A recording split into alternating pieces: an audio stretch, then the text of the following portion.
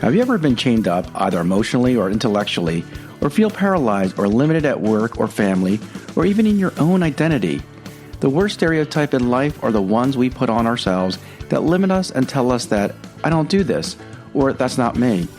As Catholics, we tend to bottle ourselves up and see the world as a bunch of don'ts or no's, or feel like we are constantly judged by others. God only gave us 10 commandments of the do-nots, and yet most Catholics think the world revolves around millions and millions of do-nots, or we are measured by the millions of rules and rituals that sometimes seem not to make sense and make us feel guilty if we make a mistake. Hello everyone, today's episode is about becoming a joyful, carefree Catholic and finding out that most of our chains are centered in our soul and not physical. But the world and Satan would want us to focus on the do-nots and no to paralyze us. But so many great saints, such as Saint Maximilian Kolbe, who was imprisoned and beaten in Auschwitz, were physically imprisoned, but the soul was free and grew to great heights. We will learn what makes us chained up and how to break those chains to bring peace, love, and joy into our lives and really grow spiritually to succeed here, while growing as a child of God. Not theoretical, but practical. Real-life Catholic advice from Practical Catholic. Welcome to another episode of Practical Catholic with David Cease. Practical Catholic is a spiritual coaching show to help you find peace, love, and joy in family and work life. We are here each and every week to help you grow spiritually to become successful in this life and to be a saint for the life after. My story begins in my freshman year in high school. Prior to entering my high school, I went to a Catholic grade school, and like other Catholic schools, you had to wear uniforms, you had to wait in line for all the classrooms and everything before the bell rang. You had haircuts, everyone kind of looked like the same mold. The girls had to wear their uniforms. And, it was very structured, and that structure really brought a level of peace into our lives, and I really enjoyed it. And I was a very obedient kid, and we did our structured types of events.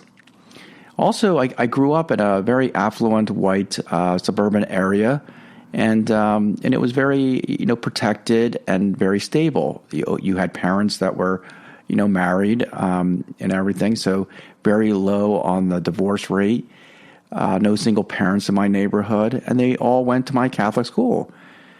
So when I entered my freshman year in high school, I went to a public high school. My father decided for me to go to public high school to really, I guess his view was to allow me to see what the world was really like. And so this high school was part of kind of like the busing or they call it kind of redistricting, where they brought more of the affluent people to a low-income high school. So my high school was a very low-income high school. It bordered Trenton, New Jersey, which is more like the inner city. And, so there was a wide kind of income, different social strata, you would say, in that time period.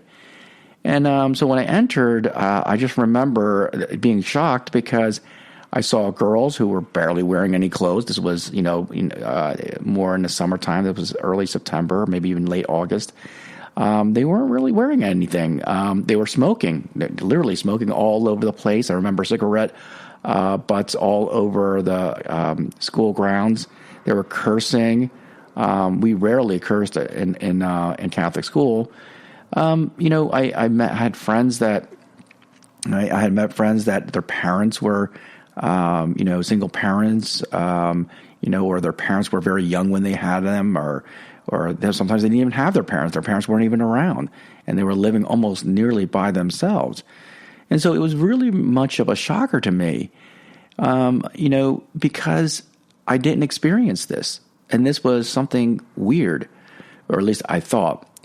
So it was interesting because I had to make new friends when I entered freshman year, because most of my Catholic school friends went to the Catholic high schools, and there were very few who went to my high school. And so I met this friend. His name, we'll call him Larry in this story. And Larry was this interesting person. He was very carefree. I just can't express it. There was an attraction to his carefreeness. And so Larry one day said, hey, let's go to the mall. And so we went to the mall. And so we went to Sears. And so, we're going through, and Larry goes, well, I want to look at some sunglasses because I was thinking about getting some sunglasses. And I said, okay.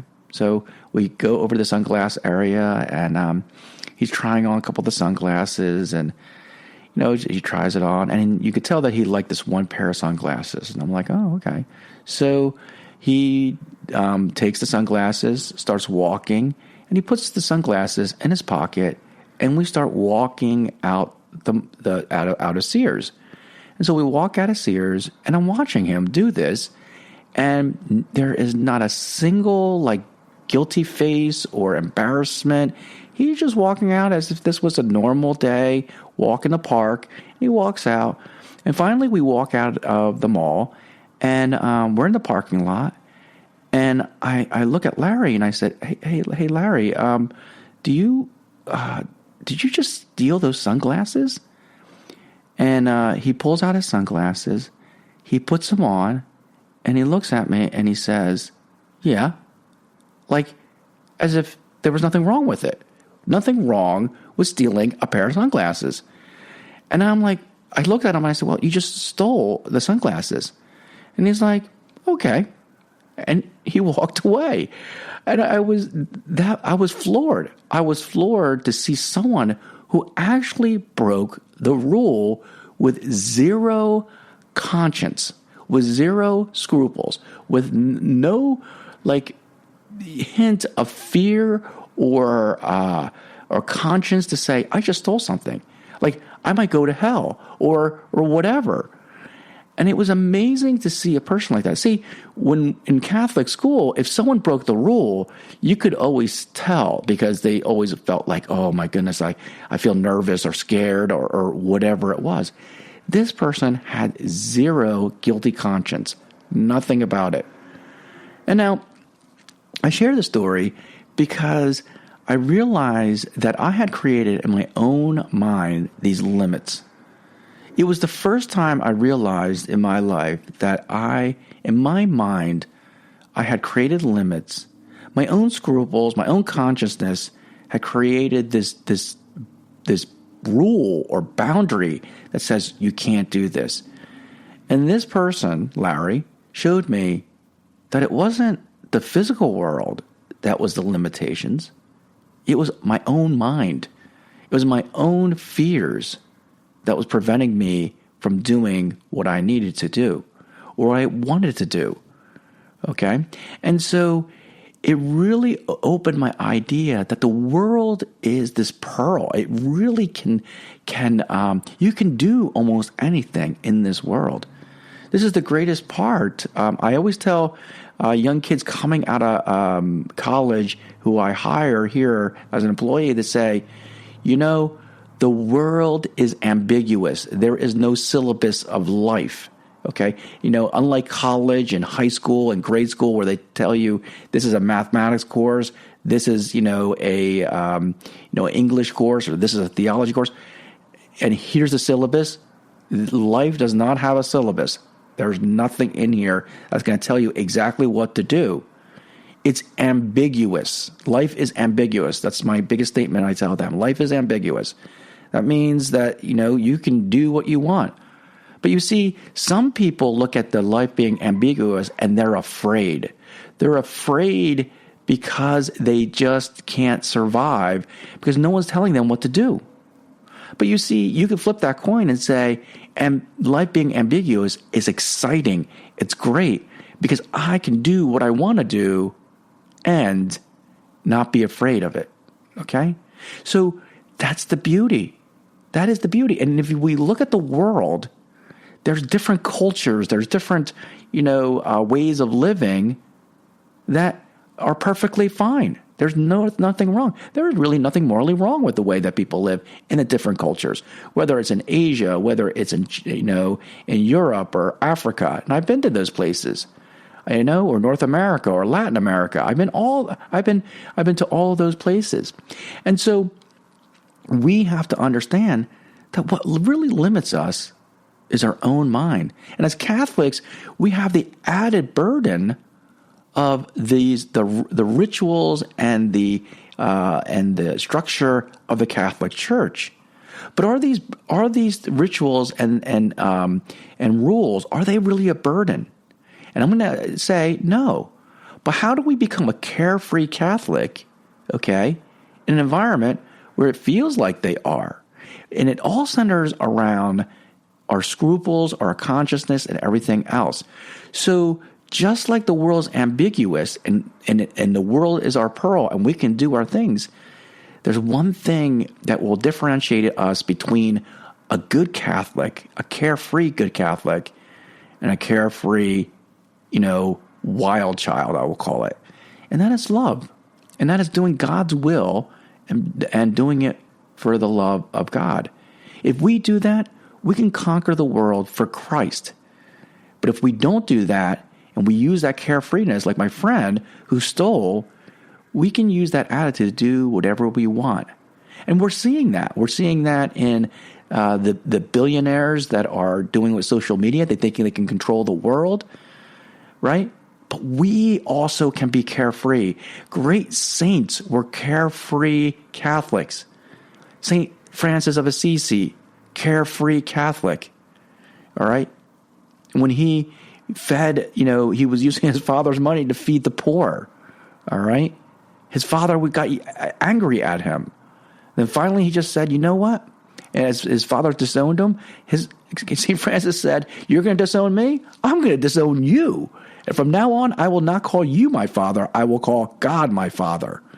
So the carefreeness. And he went out. He didn't care what he looked like. He wore rags. He didn't care what he said.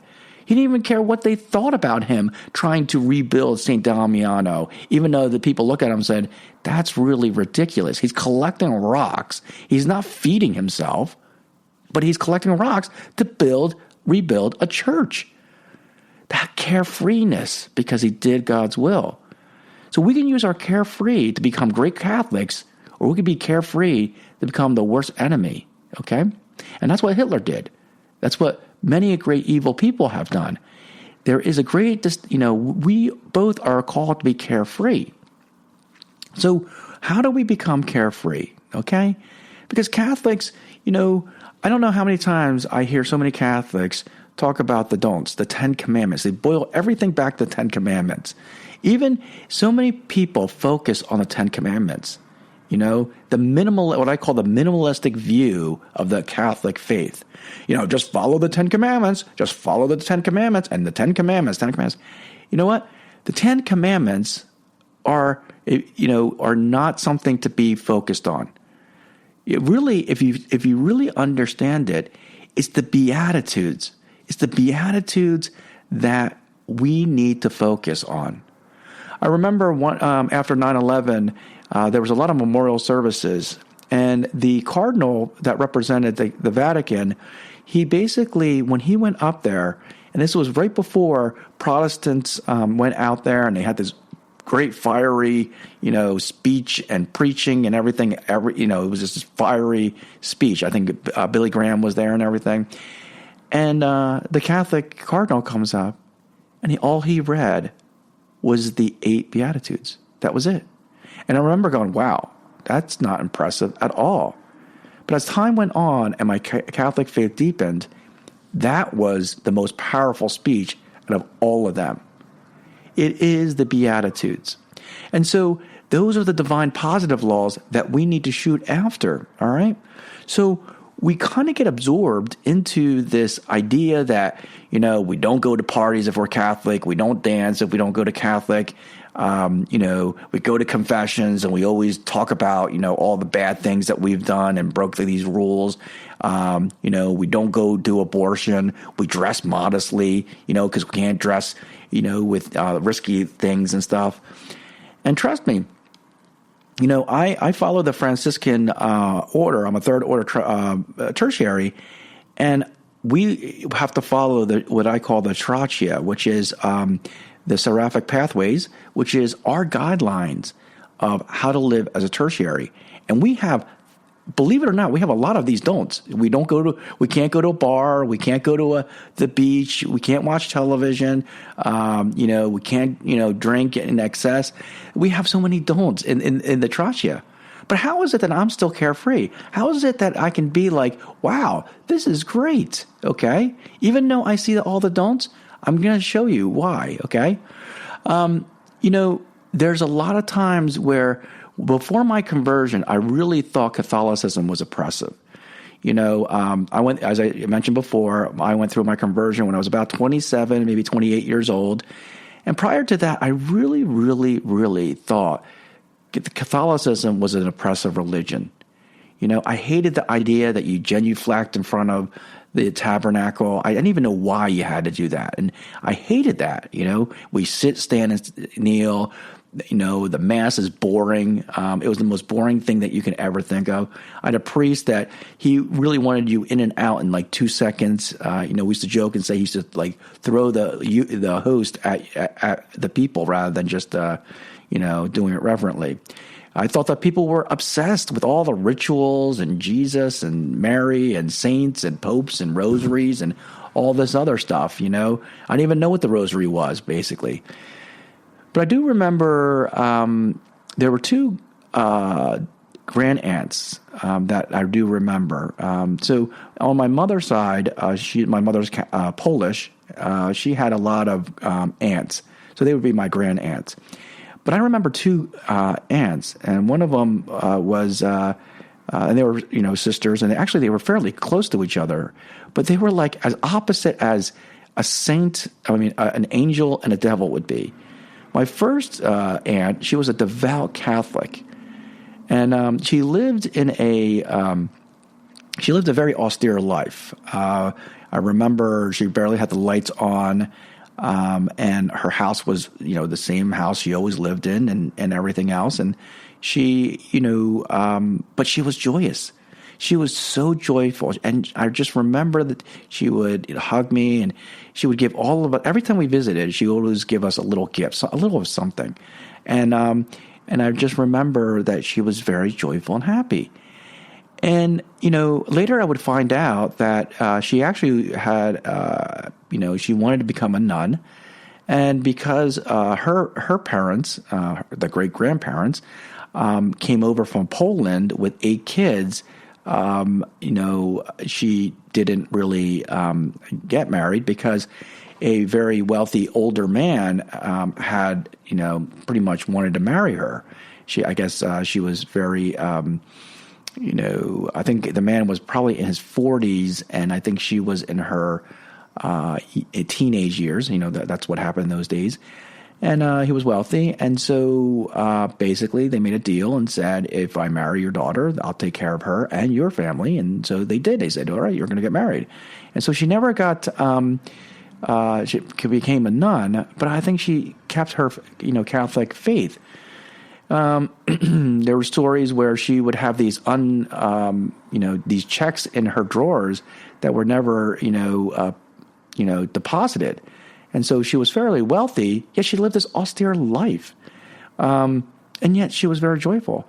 On the other hand, her sister, who lived a life of sin, really wasn't happy. She was always disgruntled. I remember, listening to her, though she was very, always funny, she had a kind of a sarcastic funniness about it, in a very depressed way, in a very negative way.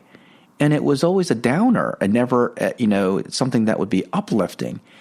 And so it kind of exemplifies, this carefreeness that the Catholic Church brings. It's so ironic that even though we have all these rules and rituals that seem to be oppressive, they're really not. They're actually liberating. And we'll find out why. So if on the one hand, we can look at these rules and rituals as just very, very oppressive. But on the other hand, when you become a devout Catholic, you realize they're not. They're actually liberating and allows you to become carefree. Okay? And we'll talk about that. So what's the zoom out point of view? I always talk about the zoom out. So the zoom out point of view is we are limited by our own mind and trapped in it by fear that does not even exist. Okay? Reason and risk reward is out the door. So think about that. People think that they use reason, but they don't, right? Because if they would really understand the Catholic faith, you would look at it and say, there is a risk reward in everything that we do. Okay? And so they're afraid. They're afraid of taking a risk. They're afraid of just doing anything because in essence, they're lazy. Okay? So this is what it is. So we put limits in our mind. We stereotype ourselves. That's the worst stereotype. I'm Asian, and I don't know how many times I get these people that say, "Oh, are you good at, math? You must be, good at computers." I'm actually good at computers, but that's not stereotyping me, right? Just because I happen to be Asian doesn't mean I have to be good at computers. No, I don't play an instrument. Okay, I tell them that, and I'm okay with math. I'm not the best at math, but I'm okay with it. So and my kids will say I am bad at driving. So yeah, so there's all these stereotypes about Asians, but those stereotypes don't bother me as much as the stereotypes we put on ourselves, and that's what we do. We stereotype ourselves. Okay, we believe that Catholicism is a bunch of no's, but really it's a bunch of do's. Believe it or not. By focusing on the do nots, you stop focusing on what you should be doing. Imagine that. Okay? That's the greatest beauty about it, is that the no's I'm going to show you are really just boundaries, and that there are vastly lots of things that we can do, and that's what we need to focus on. But we're going to find out that Satan wants us to focus on the do nots. Why? Because if you focus on the do nots, then you're not focusing on the do's. Okay? So that's the zoom out point of view. What's the zoom in point of view? Well, exactly what I said. The world and the devil and the self, okay, there's three enemies of the soul, will play on our fears, our scruples, and our imagination to create rigid rules, identity, self-stereotypes, and in short, box us in. That's what they're going to do. Satan and the world and the self will focus on those 10 commandments and not on the Beatitudes, okay, which make us carefree and loving. Remember, the one thing that we have to understand is that in the Catholic Church, there are two really big commandments, or two big, I would say, laws, just from a zoom out standpoint. One is called divine negative laws. Those are the do nots, which is summarized in the 10 commandments. And the second is the divine positive laws. The divine positive laws are what we need to do, okay? And that is summarized in the Beatitudes, okay? The difference is being childish and a teenager, okay? So a lot of times as a child, we focus a lot on the do-nots because kids don't really understand the big picture. So a lot of times, especially when they're young, we focus on the do-nots. Don't do this, don't do this, don't do that. Oh, don't do this. And it's to protect them, okay? But when they reach puberty, when they reach the age of puberty, they become more spiritual now. They become more, the ability for them to think and really see the zoom out context, okay, allows us to shoot for something like love. Okay? Love is this beauty that we can shoot for. Okay? They learn about hate. They'll have all these great emotions that they can be attracted to lead them into great things. So, but what happens in this transition is like kids who eventually become adults keep focusing on the do-nots rather than focusing on the do's, like love, like kindness, the things that focus on the Beatitudes. All right. So that's the great transition we have to understand, is that in our mind, we need to transition ourselves from not the don'ts, but to the do's. What can I do? Okay. And that the 10 commandments are just the bare bones minimum Let me emphasize that is the bare bones minimum. And the reason why is because, I tell my kids, if I tell you don't hit your brother, does that mean that just because my son doesn't hit his brother, that he loves his brother? And the absolutely is no. All my kids can live peacefully and not hit each other, but that doesn't mean that they love each other. Love goes beyond the minimum set of not hurting someone. This is why we have to focus on the do's. The do's are what we have to focus on, not the do-nots. Okay? The do-nots are the given. We shouldn't even be thinking about the 10 Commandments. We should be living the 10 Commandments very easily. Okay? Because when we focus on the do's, by nature of love, as St. John Paul II said, is can you hit your brother?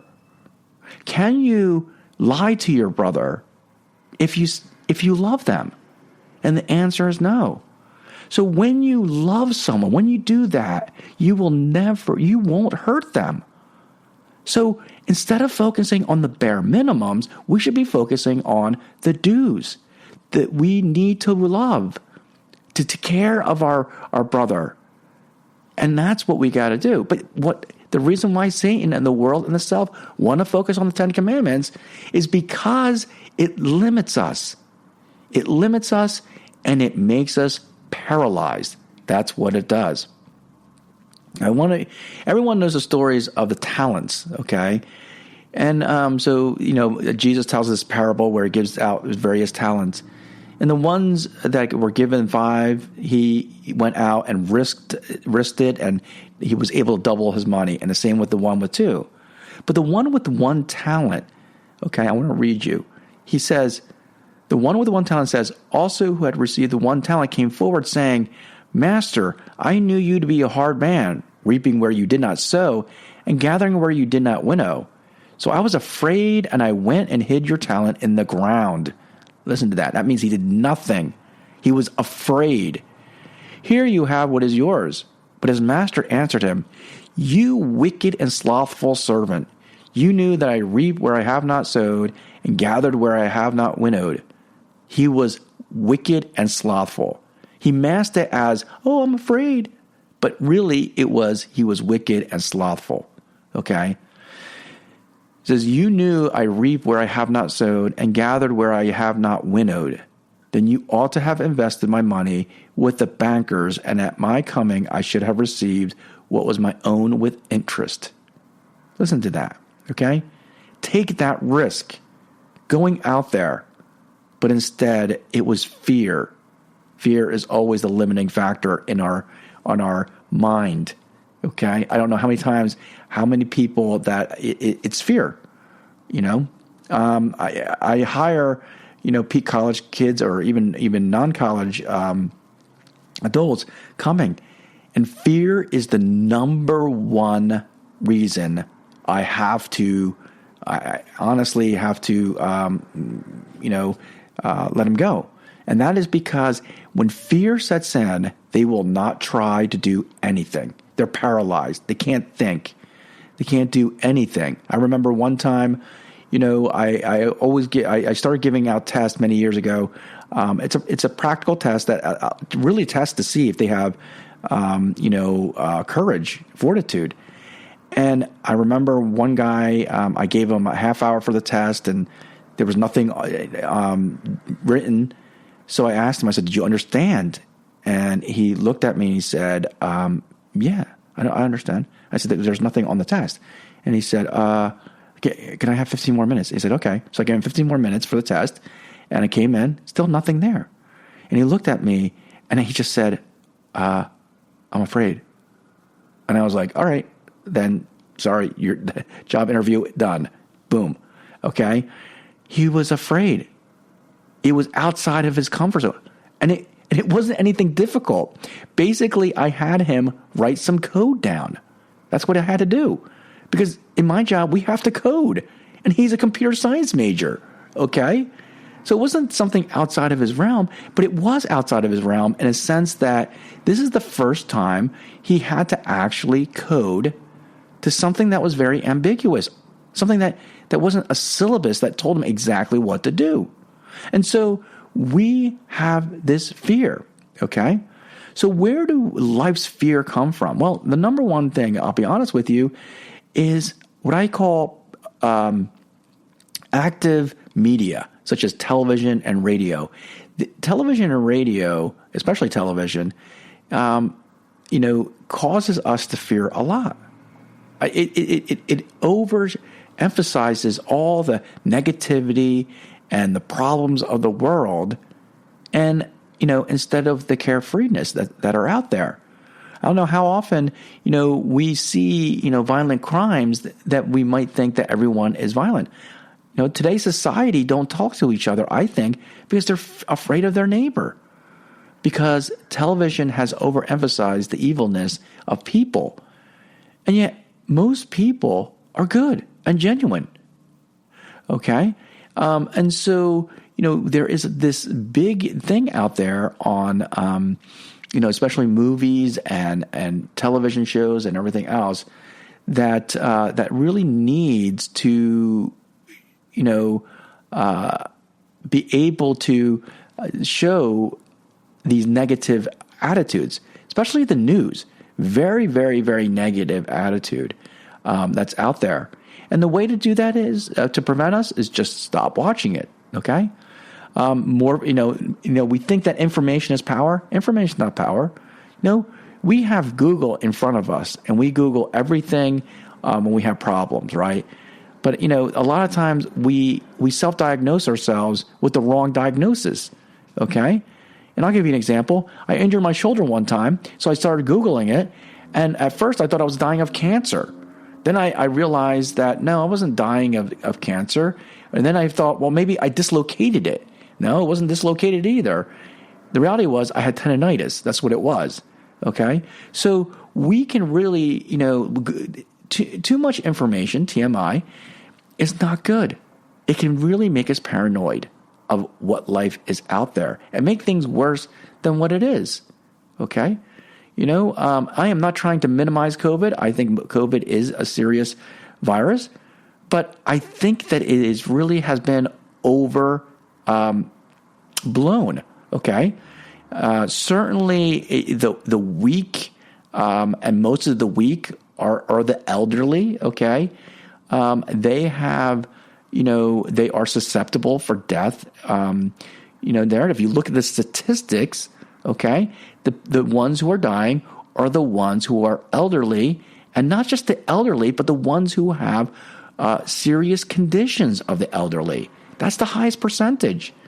Okay, if you look at the percentages of other things like the flu is more deadlier in a sense that it kills young and old. But here it's only killing mostly the older. Now, but here's the disparity that we're seeing, okay?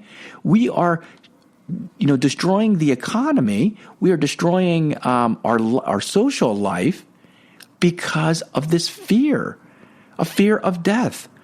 And not only that, the worst thing that is happening right now are many are dying who should be dying because they're elderly and I know what I'm in the downhill and I'm going to be dying. I know that. But they're dying alone. They're dying without the sacraments. Many of them. Okay? I just read a prayer request that a good tertiary friend of mine, her parents died without anyone visiting this person, and I know she would have as tertiary, and without anyone praying for them around her. Praying around her as she's dying. That's the worst case of it than anything else of this COVID. We need, if I were to say, more than ever, people need to visit these people who are dying. And so there's that fear. So fear transmitted by too much information and television. Fear because of so-called experts. There are so many experts out there that make us want to become the perfect parent, right? I don't know how many, people come up and, they'll say, how many children do you have? And I go 6. And they're like, I don't know how you do it. I only have 2 and I'm, completely stressed out. Well, that's because you're trying to be the perfect parent, okay? I can tell you right now, I am not the perfect parent. I make mistakes, okay? I don't make a big deal out of it. My kids yell and scream in the mall. They yell and scream in church. Not anymore because they're older, but they did, okay? They don't teach you the 80-20 rule, okay? Don't focus on getting an A. Focus on getting a B. You'll be okay. Don't worry about it. Life is not about an A. Life is about a B, maybe even a C. Just move on. And so God is going to do the rest. Trust in God, all right? So, but these parenting books, this is what a perfect parent does. This is what it is. I remember, when we first had a child, in the middle of the night, my kids would be my child would be hungry, my oldest, and we would use a bottle, and my wife said, "Do not microwave the bottle." And I said, "Why not microwave the bottle? You might burn him." I'm like, "How am I supposed to warm up this bottle?" It's like, "Well, just boil some water and then put it in there and then shake the bottle." And I said, "Okay." So now, middle of the night, he might have one or two bottles, right? Do you know how long it takes to boil water? Do you know how long it takes not only just to boil the water, then put the bottle in there to warm it up? It takes at least 5 to 10 minutes, okay? Well, in a microwave, literally 30 seconds, 45 seconds, it's warm. You shake it, and it becomes, instant. Within a minute, you got a warm bottle. And so the first couple of, I think months, I tried that. And after, massive sleep deprivation and everything else, I said, no, I'm not going to do that. I don't care what the experts say. I'm going to put it in the microwave, nuke it for 30 seconds, shake it up, and give it to this child so I can go back to bed. So that's what I did. But these parenting books are like, oh, no, they're overly safe without common sense. Like, oh, yeah, just shake the bottle so it doesn't get hot in one area, okay? They get overly exaggerated in the perfections. I don't know how many gear there is for parents to say, this will make the child cry. This will, make his life easier. And it doesn't, okay? Maybe a few things might be comforting here and there for a few times. But at the end of the day, we tiptoe around our kids, okay, to make this perfect world when in reality, you're doing a disservice to yourself and to the child itself. Because the child has to realize life is not perfect, okay? Life is about, handling the crisis, the mistakes, and the issues that are here, okay? So live the 80-20 rule. Live that rule that just says, you know what? I know that, life isn't perfect, but that 20%, I'm going to try to make it 80% perfect. The other 20%, I trust in God. 3, fear of coming from our educational system, okay? How many times do we overemphasize getting A's? I think our education. Now, I'm not saying that, to get rid of the A, B, and C. That's not what I'm saying. But because this is so overly emphasized, okay, that kids seek so perfect grade that they miss the point, okay? They really, really miss the point. And I was reading an article in the Entrepreneur magazine that said, believe it or not, most millionaires, their average GPA is a 2.9. Average GPA. That's barely a B. Barely, okay? Why? Because the reason why is getting an A, in essence, is very easy, okay? All getting an A is about is time management. That's all it is. It's about time management. Because most people who get A's just know how to work the system. It's easy, They know how to work the system, and they might not even understand the material. But they know how to read, right? And then do what is necessary to get that A, and then, and then take the test, which they basically do what we call show up and throw up, which means they show up, throw up all their knowledge, get an A, and then forget everything that they learned, or even more importantly, don't really understand what they're really learning. They just understand how to take a test and do that. Now, but the real factor is that it's a system. But what we talked about in the real life, though, is the real world is not a system. The real world is ambiguous. This is the greatest transition that a lot of straight A students have problems with. They can't live in an ambiguous world. They have to look at a system. People have to tell them how to behave. People have to tell them what to do. Instead of living a carefree life, saying, no, I'm going to live the way that I want to live and not what people tell me how to live. Okay? So, but the way that we want to live, we can also choose to live the Catholic faith. And that's what my conversion was all about. I desired to live the Catholic faith, not because someone's telling me, but because I desire it. Okay? And we're going to talk about that a little bit later. So we have to understand that, when we transition out of college or any type of school, life is ambiguous. Okay? And that carefreeness is there so that we can take the world and win it for Christ. And what we learn in school is just the baseline so that we can grow in our lives. That's what school education does. It teaches us time management. It teaches us some basics of life. But that's just the basics of life. The real life begins when you step out of that college environment and live in an ambiguous world and say, you know what? I can do all things in Christ. I can do all things in Christ. That is something really powerful that you can do. All right. Fear caused by lack of experience. Okay. I don't know how many times people will say, well, I've never done this before. Well, yeah, because this is the first time you've done it. You don't have to tell me that. Okay. That would be like telling a recruit at Paris Island, hey, drill instructor, I've never done the O course, the obstacle course, or I've never done the confidence course. Okay. So I can't do that.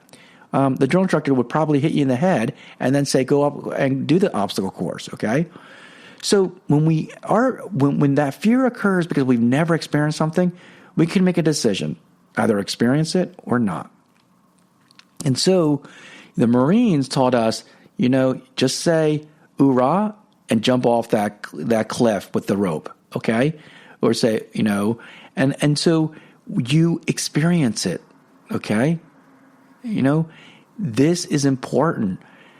Don't be afraid to experience new things. Don't be afraid to try new things because they will,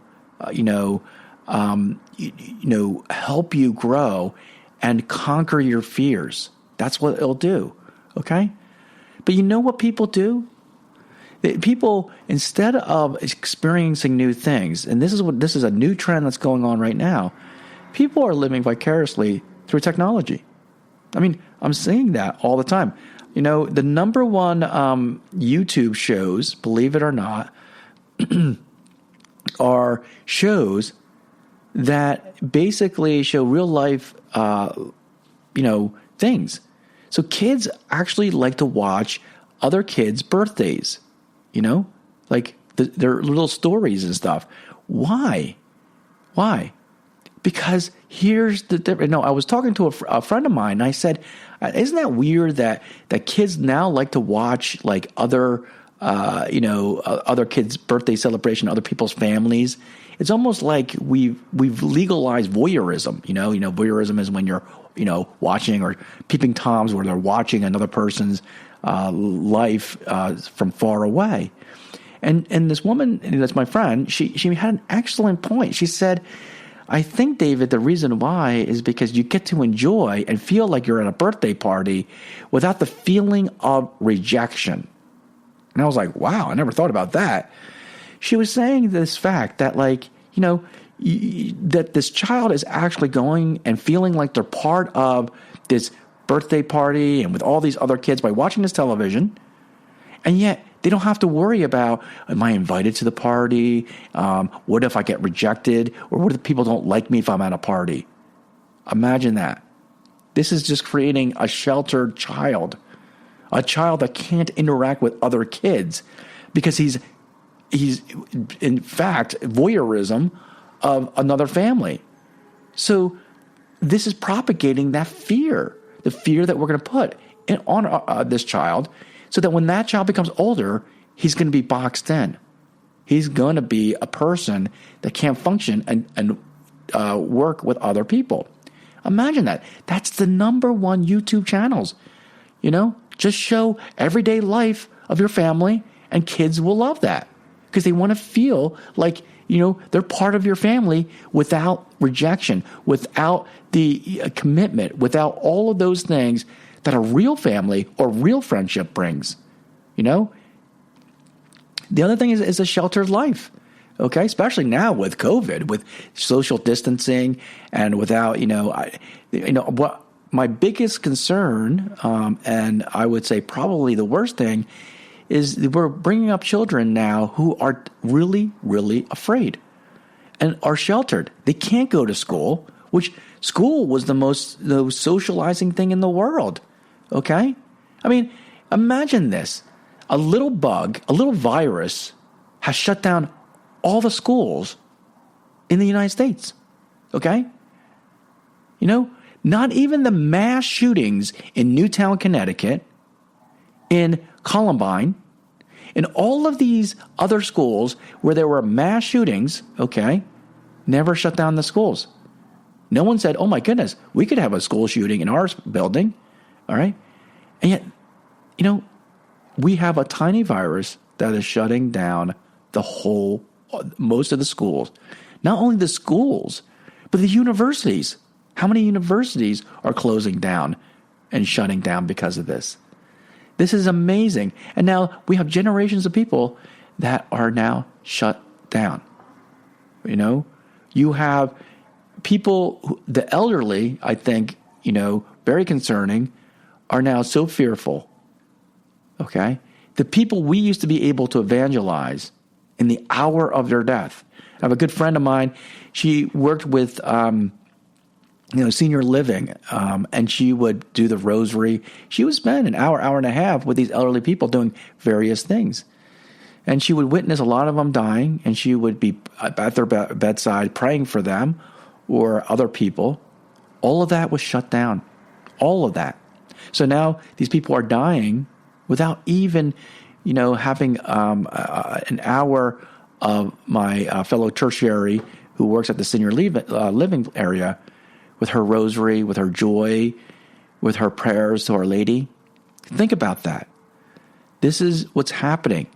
We're hunkering down. We're afraid to walk out of our own house. Okay? So that's what we have, fear. Okay? The other thing is Satan, right? We have to understand there's a big difference between freedom and license, okay?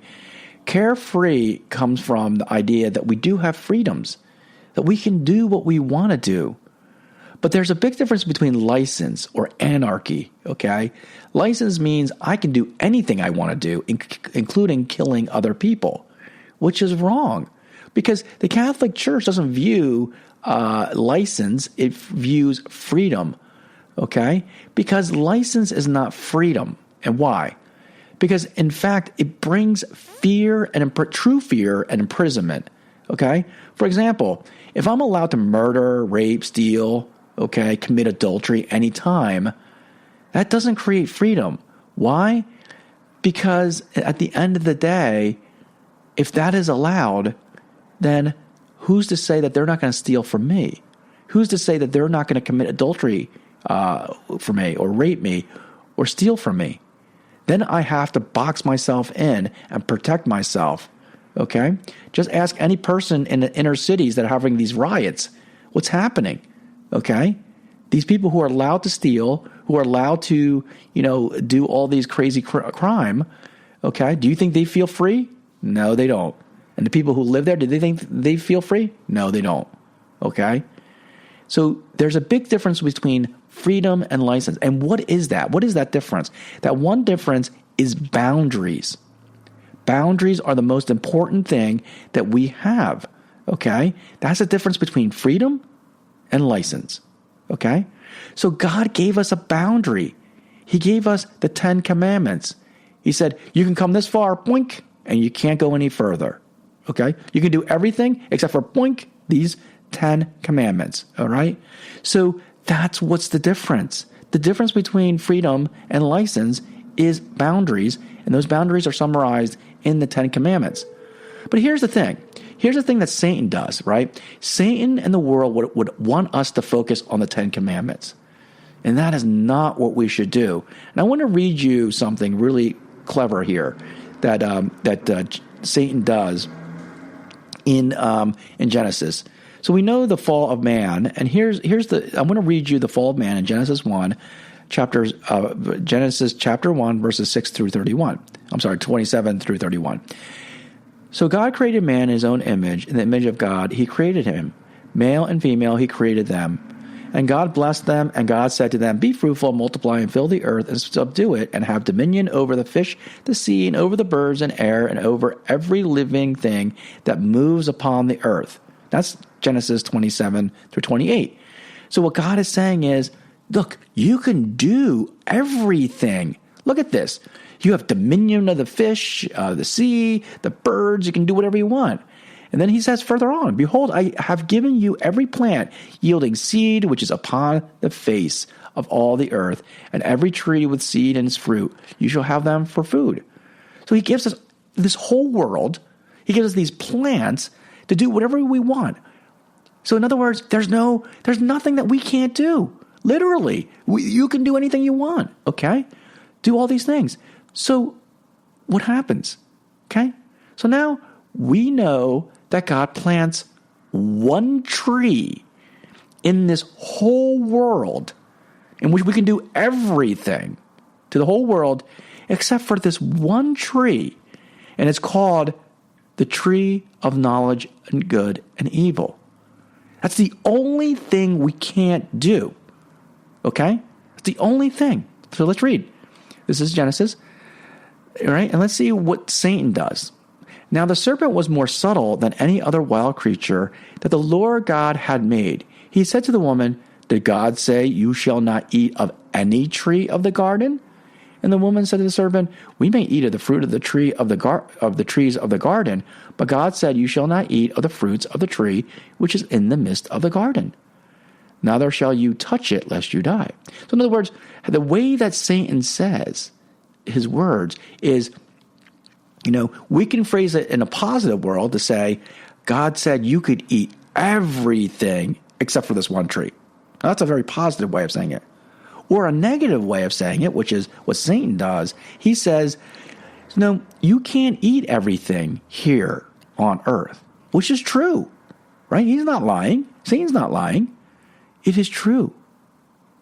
You cannot eat everything because there's that one plant that you can't eat. That one tree that you can't eat. All right? So that's the negative term. That's what Satan does. Satan tricks us on the do nots. He makes us feel as though we can't do anything. But in reality, we can. The 10 Commandments are only 10 commandments. Okay? Only 10 commandments. And so he wants us to focus on the do nots, okay? So we become over scrupulous, be over conscientious, over, worried. Because when we live the 10 Commandments, we're like the one talent person, okay? Which is, I'm afraid of that I might, accidentally do this. I might accidentally do that. I might lie. I might, just complete fear. And we box ourselves in, as opposed to living the life of love, okay? If you live the life of love, even if you made a mistake, God will understand. God will. I can almost venture to say that God would probably want you to even commit a sin out of love, okay? I would, knowing that, okay, it is for love. Okay? Now, I'm not saying in a conscientious full thing, but what I'm saying, though, is that in the process of growing in love, we will probably commit sin. In our whole life, we will probably commit sin. Okay? One of the things that we just went through in the tertiaries is to understand that all people are sinners. You and I are sinners. But the one thing that Father was telling us is that we can grow from our sins. The fear of sinning prevents us from growing. The fear of sinning prevents us from growing. Understand that. Can you believe that? That we are so afraid of sinning that we're not growing. Okay? Think about this, all right? People are so afraid of being angry that they won't have kids. Okay? But my love to my wife and my children, I kept having as many children as God willed, which was only 6. Okay? And I grew in love. Did I also commit sin during that process? Yeah. Did I get angry? Yes. Did I get impatient? Yes. Did I make bad mistakes? Yes. All right? But through confession, through the experience of having children, my growth in love increased at least 6-fold. My patience grew at least 6-fold. My spirit of joy grew at least 6 times. See, you can only get stronger if we keep pushing on and push ourselves. And yes, we're going to fall. And so the fear of sin is exactly what he wants us to follow. So by measuring our life on the 10 commandments, we're basically measuring ourselves on the bare minimum, focus on the negativity, and don't allow us to focus on and creating paralysis and not focusing on what we can do to grow in love. And so we have to understand that the Satan in the world want us to focus on the do nots, when in reality, you don't need to focus on that. When you focus on love, when you focus on the Beatitudes, you will always fulfill the 10 commandments. You will always do that. And don't fear even sinning, because sinning is, this is why God gave us confession. Okay? God is so brilliant. He knew that confession was a way to grow in holiness.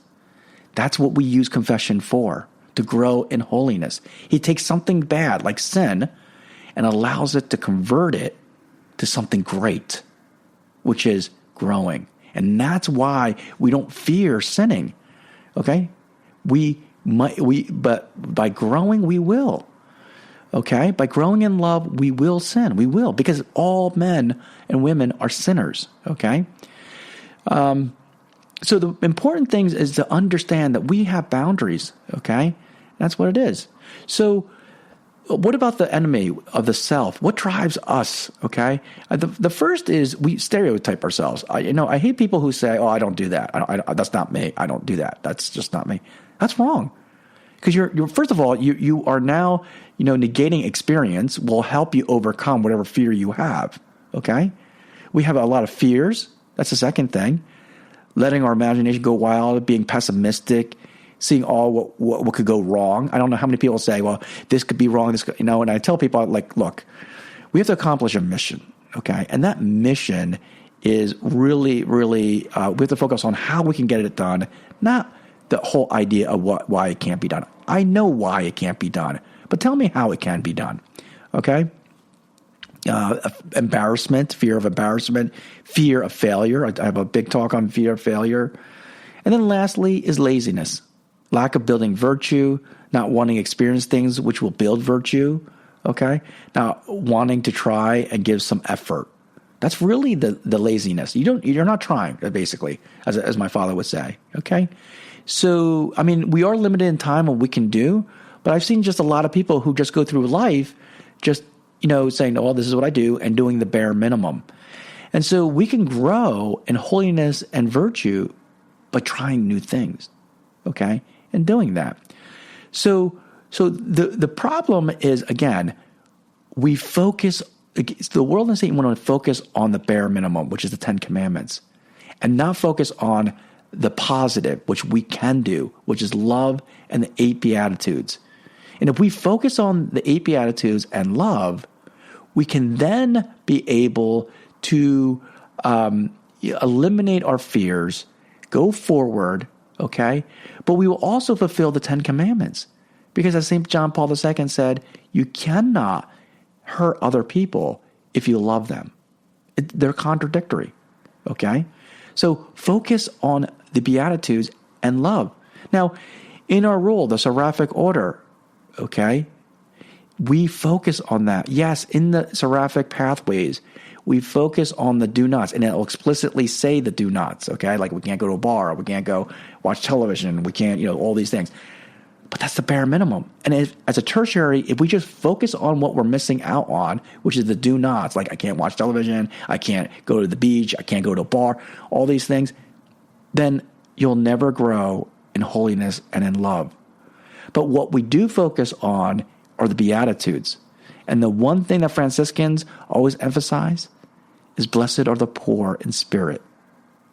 Okay? Blessed are the poor in spirit. Poverty of spirit is one of the great Beatitudes. Okay? So we have to focus on the 8 Beatitudes and love, the virtue of love, and focus on that. Okay? And when we do that, we will follow the 10 Commandments and emphasize that and not the 10 Commandments, not the do nots, because that's what Satan would want to do. So how do we do this? I'm going to go real quickly on this. First is ignorance is bliss. Turn off the television, okay, the radio, all right, especially that, because that is bad. So many people are like, hey, have you watched the news about the election? Did you watch this and that? And I tell them, no, because it's all negative. I don't care who you watch, CNN, Fox, whoever it is. It's all negative. It's absolutely negative. More fear is going to set in than anything else. Look at the statistics. My goodness, the statistics of COVID is bringing fear to everyone, okay? If I showed you the statistics of how many people die of cars, you're going to be more shocked, okay? And people are going to be afraid to drive. So ignorance is bliss, okay? Second, have a childlike attitude. Children don't care about rules and laws. They care about doing. They do. They want to experience. They want to live. Okay? Third is proper risk management. I do have a podcast. I don't forget which one it is, which episode, but there is one about risk management, how to make proper risks. Okay? Set goals, aspirations, and most importantly, do God's will. All right? Most people don't set goals. Okay? You can set goals. They're called resolutions in the Catholic Church, all right? Aspirations. Grow in love, all right? Create boundaries, not rigid rules, okay? All right, so my boundaries, I always do things with love. I do things with a mission accomplishment. I do things with joy. I do things with sincerity. And I do things for others. I rarely try to do things for myself. Yes, I do, but a little bit. But I always try to do things for others, whether it's at work or whether it's at home. I try to do it. Okay, it's hard, but that's what you got to do. Think about others, right? But again, with joy, sincerity, with love. 6, don't fear. Okay, it's okay to be blamed, made fun of, all these things. Don't fear it. Just move on. Okay, and then here's the ultimate secret. Okay? Don't do it for yourself. Whatever action you do, never do it for yourself, because it will always be disappointing. But do it for God. If you do it for God, okay, no matter what the meager thing that you do, God will love it. Okay? He will. Now, I want to read you this prayer that Saint Mother Teresa of Calcutta wrote, okay? And it's very beautiful. All right, let me begin. People are often unreasonable, irrational, and self-centered. Forgive them anyway. If you are kind, people may accuse you of selfish ulterior motives. Be kind anyway. If you are successful, you will win some unfaithful friends and some genuine enemies. Succeed anyway. If you are honest and sincere, people may deceive you. Be honest and sincere anyway. What you spend years creating, others could destroy overnight. Create anyway. If you find serenity and happiness, some may be jealous. Be happy anyway. The good you do today will often be forgotten. Do good anyway. Give the best you have, and it will never be enough. Give your best anyway. In the final analysis, it is between you and God. It was never between you and them anyway. I thought that was a beautiful prayer. And it shows us how we can be so carefree, because it is not about them. It is about you and God.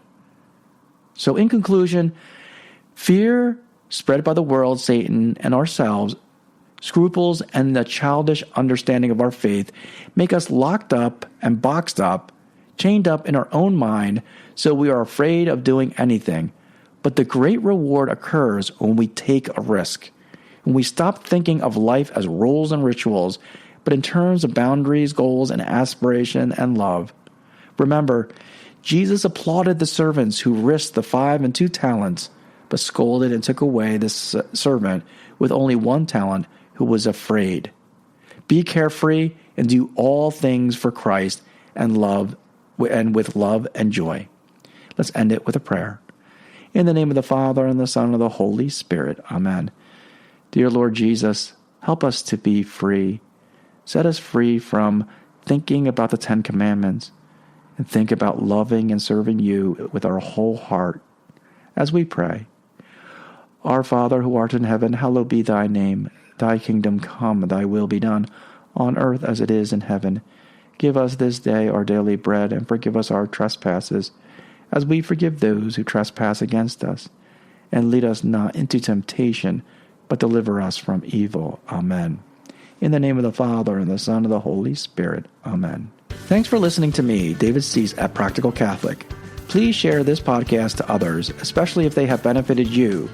Also, feel free to share any reflections or leave a comment on the podcast, Instagram, and Facebook at Practical Catholic, or visit my webpage at practicalcatholic1, that is the number 1.com. You're listening to WCAT Radio, the on-air wing of En Route Books and Media, bringing you the dulcet sounds of Catholic wisdom.